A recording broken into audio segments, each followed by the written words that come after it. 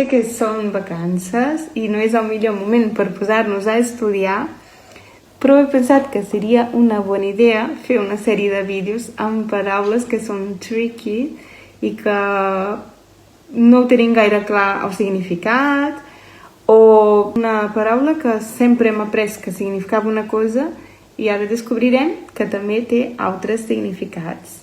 Doncs per començar una de fàcil, doncs la paraula d'avui és learn. I learned that you are moving again. Serà que això vol dir que he après que t'has mogut, que t'has traslladat o canviat de casa o alguna cosa així? No. Exactament, tal com intueixes, vol dir que havies escoltat, o sigui, havies sabut, no? T'havies enterat o t'ha explicat un ocellet que tu t'havies traslladat. O sigui que també utilitzem I learned no només per aprendre, sinó per si saps alguna cosa, si t'has enterat d'alguna cosa, no? Si, he sabut que bla bla bla.